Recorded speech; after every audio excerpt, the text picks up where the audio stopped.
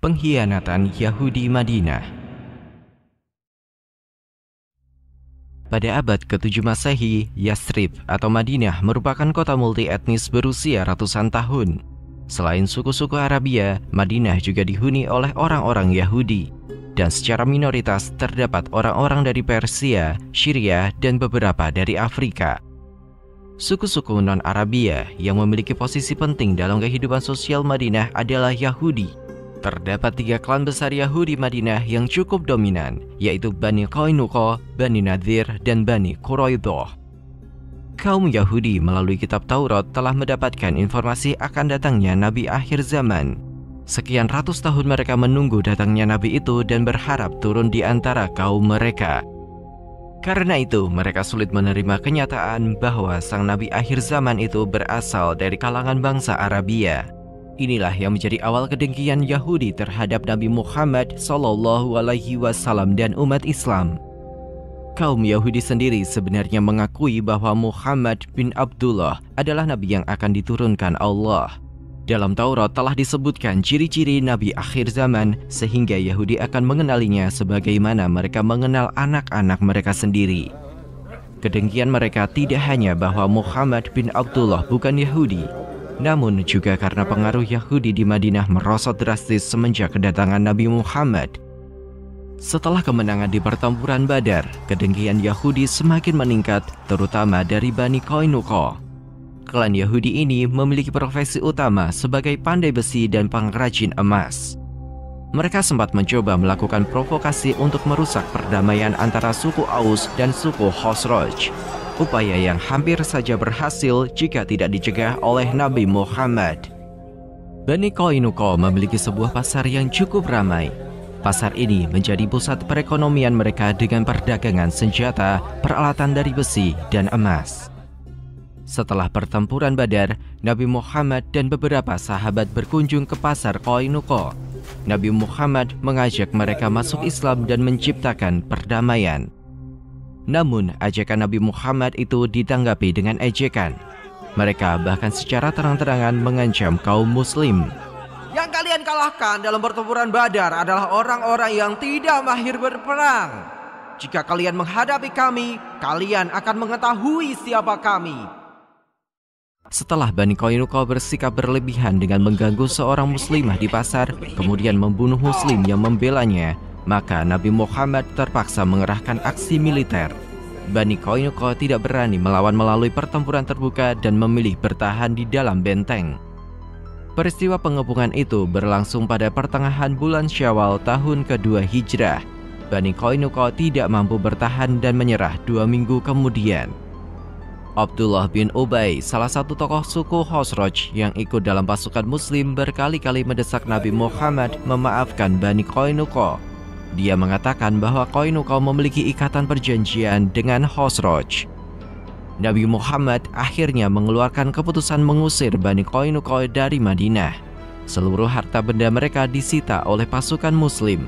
Seluruh Bani Qainuqa kemudian pindah ke kawasan Abriyat yang sekarang dikenal sebagai Dar'a, wilayah Syria. Qainuqa bukan satu-satunya Yahudi Madinah yang melanggar piagam Madinah. Bani Nadhir seperti Bani Qainuqa menyimpan kedengkian karena Nabi akhir zaman berasal bukan dari kalangan Yahudi.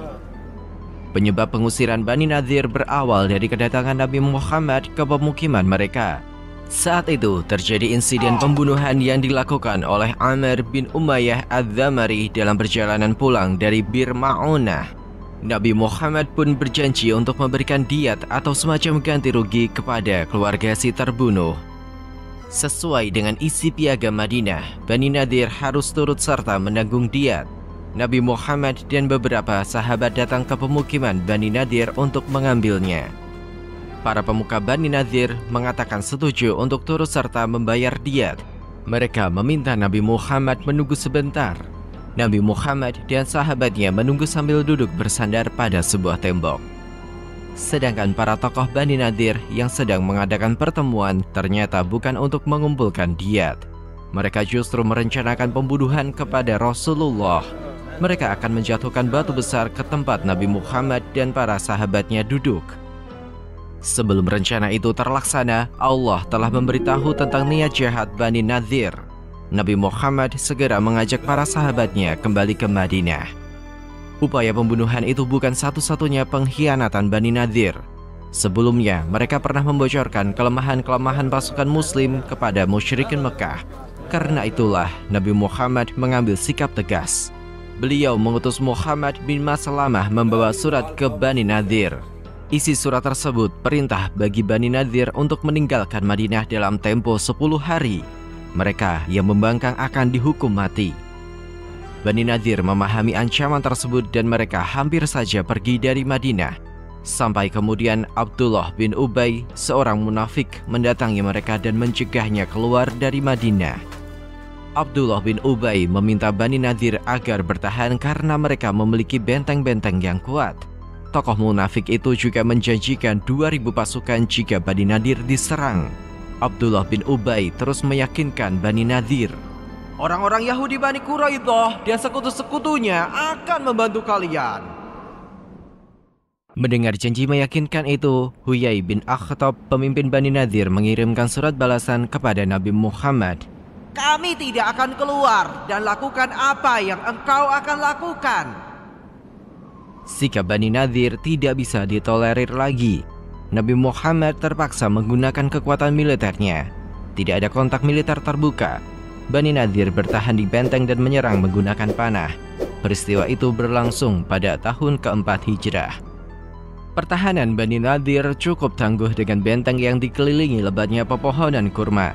Dari balik rimbunya pohon kurma, mereka melepaskan anak-anak panah ke arah pasukan Muslim. Nabi Muhammad memerintahkan beberapa pohon kurma itu ditebang. Bani Nadhir tidak mampu bertahan dalam pengepungan itu. Bantuan yang dijanjikan Abdullah bin Ubay ternyata tidak kunjung datang. Mereka menyerah setelah dikepung sekitar 15 hari. Nabi Muhammad mengizinkan Bani Nadhir pergi dari Madinah dengan membawa harta benda mereka sebatas yang bisa diangkut unta. Hanya persenjataan saja yang tidak boleh dibawa. Setelah Bani Qainuqa dan Bani Nadhir, giliran Yahudi Bani Quraidah yang terang-terangan melanggar piagam Madinah. Bahkan mereka sempat membahayakan keberadaan Madinah pada pertempuran Khandaq. Ketika seharusnya turut serta mempertahankan Madinah, Bani Quraidah justru terlibat persekutuan dengan kaum musyrikin. Posisi Bani Quraidah di belakang garis pertahanan pasukan Muslim memungkinkan mereka melakukan serangan mematikan ketika konsentrasi pertempuran berlangsung di sepanjang parit. Diriwayatkan, siang hari ketika Nabi Muhammad dalam perjalanan pulang dari pertempuran Khandaq, malaikat Jibril tiba-tiba datang. "Apakah engkau meletakkan senjata?" "Para malaikat belum." "Berangkatlah bersama pasukan yang menyertaimu ke Khandaq menuju Bani Quraidah." Nabi Muhammad tidak menunda-nunda. Beliau segera memerintahkan pasukan yang masih kelelahan itu berangkat ke pemukiman Bani Quraidah. Pasukan berkekuatan 3.000 infanteri dan 30 kavaleri itu dipimpin oleh Ali bin Abi Thalib. Pemukiman Bani Quraidah dikepung dengan rapat oleh pasukan Muslim. Menyadari tidak memiliki peluang lolos, Ka'ab bin Asad, pemimpin Bani Quraidah, memberikan 3 pilihan kepada anggota masyarakatnya. 3 pilihan yang diberikan Ka'ab adalah: pertama, masuk Islam; kedua, membunuh istri dan anak-anak mereka kemudian bertempur habis-habisan; dan ketiga, kalaupun enggan membunuh istri dan anak-anak mereka, setidaknya berani melawan Nabi Muhammad. Dan tidak ada satupun yang dipilih oleh Bani Quraidah. Setelah berhari-hari dalam pengepungan, riwayat menyebutkan antara 15 hingga 25 hari Bani Quraidah memilih menyerah. Mereka berharap kebijaksanaan Nabi Muhammad agar tidak memberikan hukuman yang berat. Seluruh laki-laki Bani Quraidah ditangkap dan diikat. Mereka menunggu hukuman yang akan dijatuhkan oleh Nabi Muhammad. Namun, beberapa sahabat dari suku Aus meminta Bani Quraidah diperlakukan sama dengan Bani Qainuqa dan Bani Nadhir. Pada masa sebelum Islam, Bani Quraidah adalah sekutu suku Aus. Nabi Muhammad menerima usulan tersebut. Kemudian beliau bertanya kepada para anggota suku Aus, "Apakah kalian setuju jika yang memutuskan hukuman untuk para tawanan adalah salah satu dari kalian, suku Aus?" Para sahabat pun menyetujui jika hukuman akan diputuskan salah satu dari anggota suku Aus. Nabi Muhammad menunjuk Sa'ad bin Mu'adz yang saat itu masih di Madinah karena terluka pada pertempuran Khandaq. Sa'ad dijemput dan dibawa ke pemukiman Bani Quraidah sambil mengendarai seekor keledai.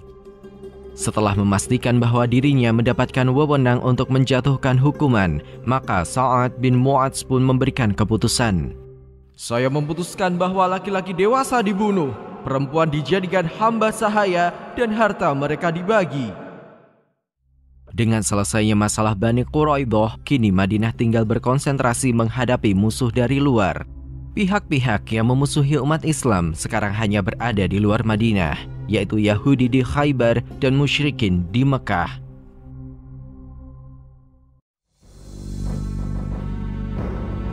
Penulis naskah Abdullah Hasan, ilustrator Yudi Toto, narator Dia Rashid Putra, musik Agus TM, editor Anggit Febrila, produser Haidar Ahmad Furqoni, diproduksi oleh Kastadi Sentra Media.